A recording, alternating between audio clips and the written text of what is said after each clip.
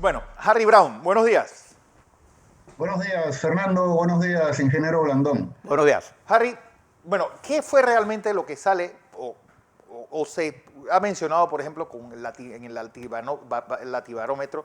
Porque lo que sí es, hay, pues, yo creo que esta pandemia lo que ha servido es para desnudar las grandes falencias que tienen los gobiernos.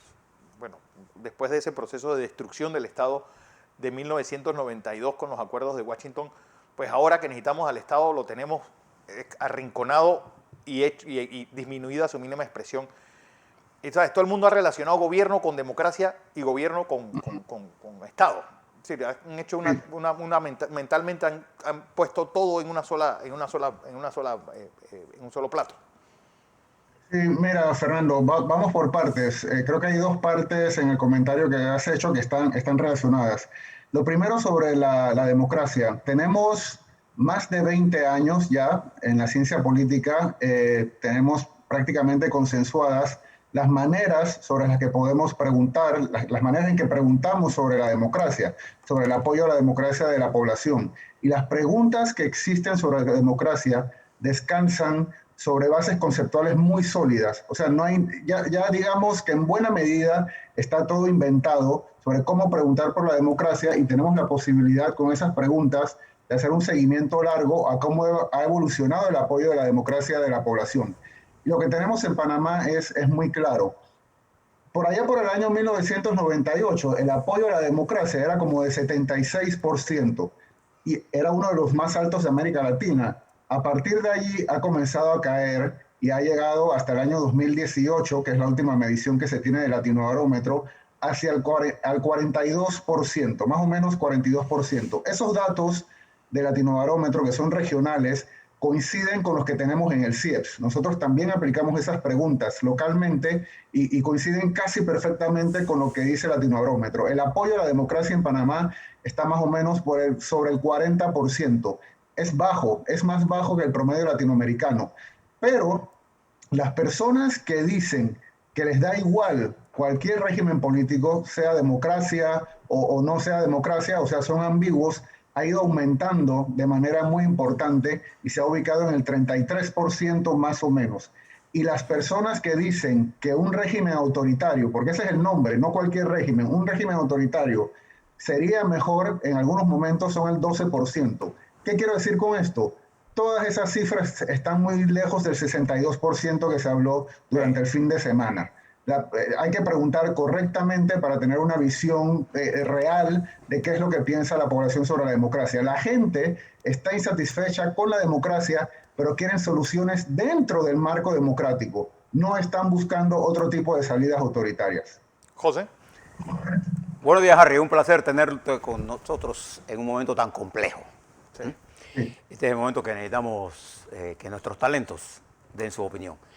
Si tú miras, Harry, lo que está ocurriendo en nuestra región, voy a tomar dos ejemplos para no cansarlos. Uno, lo que pasa en Colombia, y otro, lo que pasó y está pasando en Perú, sin hablar de Haití. Lo que estamos viendo allí es una mezcla entre una élite política y financiera, tanto en ambos países, que se niega a aceptar la necesidad de incorporar a la vida nacional a los contingentes jóvenes que están en el desempleo y que no tienen nada que perder. Gran parte de lo que pasa en Cuba son estos jóvenes que no creen en el sistema autoritario, no lo creen, necesitan otro esquema. Entonces, lo que están buscando es libertad, pero esa libertad es para participar. Entonces, mi pregunta es, ¿tú no crees que el hecho fundamental de todos estos desajustes se debe al poco espacio de participación que tiene la estructura de la sociedad en las decisiones políticas? Y dos, al alto nivel de desigualdad de la Sí. economía. Totalmente, ingeniero Blandón. Miren, por extraño que parezca, estamos en un evento global que va a marcar la historia del mundo por mucho tiempo, la pandemia de coronavirus, pero la coyuntura en la que estamos actualmente no empezó con la pandemia, sino que empezó unos meses antes. Ustedes recordarán que a finales del 2019, precisamente en Colombia, en Perú, en Chile, muy importante lo que pasó en Chile, también en Panamá, en escala un poco más pequeña, hubo movilizaciones de la población. Y eso es lo que en ciencia política estamos reconociendo en este momento como un nuevo ciclo de las democracias latinoamericanas, que es el de las democracias fatigadas. Esas democracias fatigadas, en la que en la que está Panamá, y es importante, no estamos hablando en abstracto, estamos hablando de las situaciones panameñas también en el contexto regional, incluyen bajo crecimiento económico, pérdida de las conquistas sociales, una alta percepción de corrupción, partidos políticos poco confiables y una baja participación electoral y participación ciudadana. Y miren que en el caso de Panamá, y es muy cierto lo que dice, precisamente la juventud, y pasa en todo, está pasando en todos los países, como dices, no tienen nada tienen muy poco que perder. En el caso de Panamá, en los estudios que hemos estado haciendo en el CIEPS, nos hemos dado cuenta que la juventud panameña está muy interesada en la política. La gente dice que la juventud es apática, que no les interesa. Es mentira. En el caso de la juventud panameña, están cada vez más politizados. No solamente son el segmento de la población más politizado, sino que cada vez lo están más. Lo que pasa es que desconfían en las instituciones de representación clásicas, en los partidos, en las elecciones, en el órgano ejecutivo, en el órgano legislativo, etcétera. Fue lo que pasó con el intento de reforma constitucional a finales del 2019. La juventud, básicamente, y las mujeres y los grupos LGBT detuvieron la reforma constitucional porque no confiaban en Bueno, estoy hablando con Harry Brown. ninguno de los aspectos. La necesidad de cambio, sí, la necesidad de cambio dentro de la democracia, no buscando otro régimen, es lo que nos dicen las encuestas. ¿Cuáles yo creo que son esas posibilidades de cambio? Yo creo que esto es importante. ¿Cuáles son nuestros escenarios posibles? Hay la posibilidad de un cambio pluralista, teniendo en cuenta las necesidades de toda la población, de las minorías, de las mayorías, pero haciéndole ajustes importantes, y eso es lo que queremos evitar, lo que nuestras élites, como decía el ingeniero Blandón, quieren evitar en nuestros países. Los cambios tienen que incluir algunos cambios en el modelo económico para que haya mayor distribución. Pero, Harry, hay una frase, y que cuando estaba preparando la entrevista, pues siempre retomo a este filósofo Byung-Chul Han, este coreano alemán que está, y él hizo una frase que me pareció genial. Dice, cuando los líderes declaran el estado de emergencia y lo convierten en una situación normal, estamos al final de la democracia. Yo creo que no, bueno, yo también respeto mucho el trabajo del filósofo, es uno de los más importantes en el mundo ahora mismo, pero creo que las posibilidades de cambio todavía están en el marco de la democracia, aunque siempre son dolorosos esos cambios.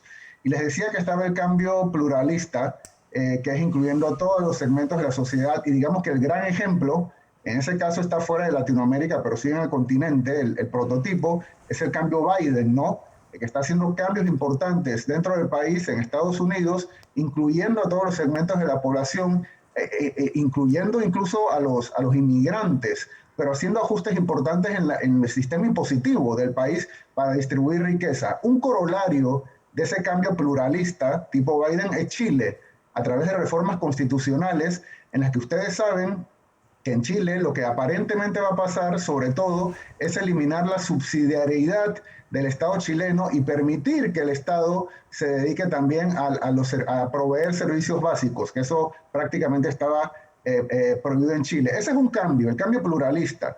El otro cambio posible es el cambio populista, ¿no? Del que hemos hablado en otras ocasiones, claro. Fernando y Blandón. Ese es mucho más problemático, y el modelo de ese cambio populista es el presidente salvadoreño Nayib Bukele. El populismo es una exacerbación de la democracia, la mayoría en contra de un enemigo que identifican como enemigo, que en el caso de El Salvador son los políticos a los que consideran corruptos. Es otro tipo de cambio muy problemático que puede devenir a prácticas no democráticas. Y otro tipo de cambio que está viendo, y con este cierro, este es el tercer cambio, el otro tipo de cambio que está viendo en América Latina, podríamos decir que es el cambio popular, que es un poco más incierto, es bastante más incierto, que es el estilo de Pedro Castillo en Perú, en el que incluso la izquierda peruana, que propone un cambio, hasta ellos le tienen un poco de miedo a lo que va a hacer Castillo, porque es poner al país de patas arriba, pero también implica, igual que en el caso de Bukele, implica algunos cambios en el modelo económico, no para destruirlo, Nadie quiere destruir la capacidad de riqueza, de generar riqueza que tiene la economía panameña, pero sí es para generar mejor distribución. En todas las encuestas que nosotros revisamos, Latinobarómetro, Barómetro y las que realiza el CIEPS, la población panameña es tremendamente consciente de la gran desigualdad que hay en el país. De cualquier manera que lo preguntemos, en la educación, en la economía, en el acceso a los servicios de salud, la población es muy consciente. Por lo tanto, los cambios que necesita el país no solamente serían institucionales, sino que también hay que revisar cómo se distribuyen los recursos. Harry, a ver si te planteo el siguiente escenario y conocer tu opinión para nuestros oyentes. Para poder entender el virus, tenemos que saber su dinámica, cómo él se comporta, cómo él se desarrolla, cómo él nos ataca. Para poder entender el escenario político nacional y regional, uno tiene que entender la dinámica política que se está generando. Voy a tomar el ejemplo en Colombia. En Colombia la juventud salió a las calles en contra de una élite económica de toda, pero llegó a la conclusión, al paralizar las movilizaciones, que tenía que organizarse y tenía que presentarse. Para ir a las elecciones tenía que buscar una estructura política.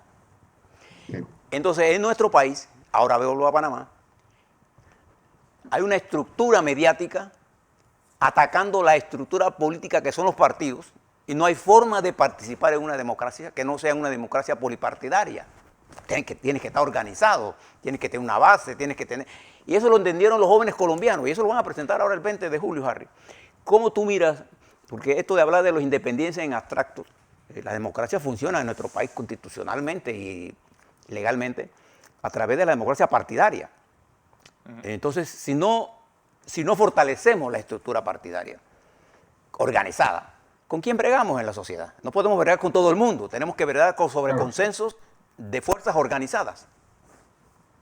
Claro, se tiene que ver con las posibilidades de articulación de los proyectos políticos. Para eso es que nos organizamos. Y miren que es muy curioso, porque en Panamá, por ejemplo, con los intentos de reforma constitucional que está habiendo ahora mismo, las propuestas de recolección de firmas, se han encontrado de que hay un clima de la opinión pública muy favorable a esos cambios, pero no hay la posibilidad de organizarse efectivamente para llevar adelante esos cambios, porque precisamente toda esa estructura organizativa del país está carcomida.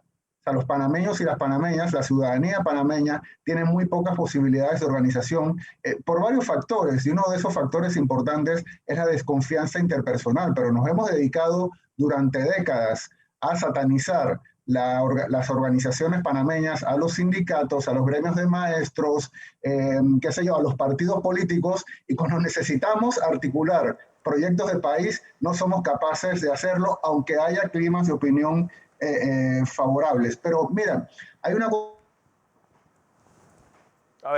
cosa muy interesante en Panamá. Están los partidos políticos que tienen muchísimos problemas, están entre los partidos políticos, los panameños con menos confianza de toda América Latina, junto a los chilenos y a los peruanos, pero hay otro actor que está articulando en alguna medida el descontento de la población. Es algo que yo he llamado, por investigaciones que hemos hecho, el movimiento anticorrupción, que tiene una lógica más movimentista, pero que también está, digamos, alguna sección de ese movimiento está tratando de articular un partido político a través del ex candidato Ricardo Lombana, y también allí tienen dificultades para terminar, le está costando terminar de inscribir ese partido político. Hay que hacerlo, hay que inscribir ese partido porque digamos, proyecta los deseos de buena parte de la población, y hay que inscribir otros partidos políticos, además de fortalecer los existentes, para poder tener proyectos de país que no sean personalistas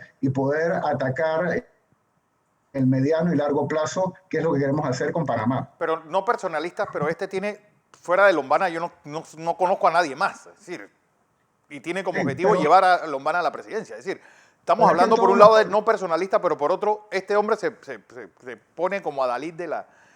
Sí, pero eso no es un problema, Fernando, porque todas las organizaciones, incluyendo los partidos políticos, tienen rasgos carismáticos al inicio. Siempre se necesita una persona que sea la que encarne los intereses de ese segmento de la población que se está organizando. Pero lo importante es cómo uno diseña las instituciones. En Panamá, como no hay reelección y como nuestras normas electorales, reelección presidencial, y como nuestras normas electorales exigen la democracia interna dentro de los partidos políticos, esos rasgos personalistas necesarios cuando se organiza un nuevo partido político se van diluyendo y permiten que los partidos políticos se institucionalicen.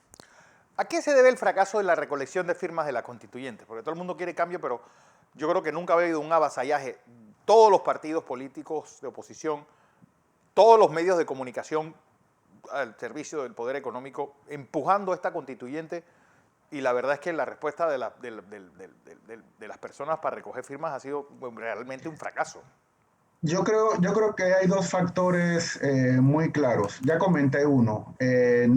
Tenemos muchísimas dificultades en Panamá para articularnos, para organizarnos, porque tenemos décadas de estar satanizando las organizaciones de la ciudadanía panameña, del pueblo panameño. Siempre las vemos como peligrosas. Entonces, cuando las necesitamos, pues no están allí. Y aunque haya un ambiente de opinión favorable, es muy difícil articular un proyecto. Pero lo otro que está pasando, cuando nosotros tenemos encuestas sobre el asunto constitucional que dicen que los asuntos que le importa a la población son sobre todo los asuntos materiales. Claro. Quieren una nueva constitución que ataque los problemas de la pobreza y la desigualdad. Y los grupos que están recogiendo firmas están hablando de otra cosa, están hablando cosas que también son importantes, ¿ah? Están hablando de diseños institucionales, de elección de magistrados y cosas de ese tipo, que a la población no le parece lo más importante para su día a día. Por lo tanto, yo creo que hay que articular una propuesta convincente que realmente le abre los problemas de toda la población y no solamente a los problemas de las capas medias y de las élites del país. Bueno, lo cierto es que pues va esa frase del cardenal Mazarino de que pues a la gente, decía él hace 300 años, la gente pobre ofrécele algo material porque él no entiende ni el honor ni las cosas inmateriales, ¿sabes? Y una situación como esta, donde la gente incluso tiene problemas para vivir y para conseguir comida, yo creo que viendo a Maslow, pues la gente está por sus necesidades más básicas. Todos estamos por nuestras necesidades más básicas. Yo creo que la población es muy inteligente, muy sabia y saben que lo importante es la provisión de agua, la educación de sus hijos, el transporte público, la alimentación. Mientras que no resolvamos esos problemas que son los básicos para toda la población, pues es muy difícil movilizar a la población detrás de cualquier proyecto político. Todo lo demás, aunque es importante, es accesorio si no atendemos los problemas básicos de la población en un país que sabemos que es uno de los más desiguales de América Latina y del mundo. ¿Hay algún catalizador que provoque protestas como las que estamos viendo en los 4 puntos cardinales del mundo? Se ve, por ejemplo, el fin de la moratoria, posible aumento del precio del arroz, pues cada vez pues, hay más presión sobre un sistema médico y hospitalario que hace crisis. Es decir, ¿se ve alguna alerta, alguna luz parpadeante diciéndoles por aquí puede haber problemas en Panamá? Yo creo que lo primero es decir que la población panameña sí protesta. Yo creo que se ha instalado el mito de que los panameños y la ciudadanía panameña no protesta, y en Panamá tenemos una historia de protestas desde el siglo XX y de movilizaciones populares muy importantes. Y en este momento se está haciendo, lo vemos, sí son protestas poco articuladas, difíciles de sostener, pero sí las hay. Eso es lo primero. Y lo segundo es que es muy difícil saber cuál sería la chispa que podría encender protestas masivas. Me preguntas si hay alertas rojas, es muy difícil, en ciencia política no somos capaces de proyectar el futuro, pero podríamos decir que si nos comparamos con el resto del continente, todas las alertas están encendidas, precisamente por lo que has dicho, por los problemas que hay con la pandemia, que es lo que ha sobre todo disparado las manifestaciones en Cuba, inéditas, o lo que ha pasado en Colombia cuando retiran la figura de Álvaro Uribe. O sea, todos los elementos están allí, pero es muy, muy difícil saber cuál va a ser el día, cuál podría ser el día y cuál podría ser el evento, el suceso que finalmente provocaría movilizaciones masivas en el país. También puede que no pase nunca. ¿Eh? Que no pase nunca. Yo creo que también la ciudadanía panameña tiene la posibilidad, lo hemos hecho en otras ocasiones, hemos tenido crisis muy difíciles de las que hemos podido salir con dificultades, pero hemos podido salir a través del diálogo y procesando democráticamente los disensos que hay en el país, en la sociedad panameña. Harry Brown, como siempre, es un placer tenerte aquí en Next Noticias hablando sobre pues, la situación política nacional. Igualmente. Gracias.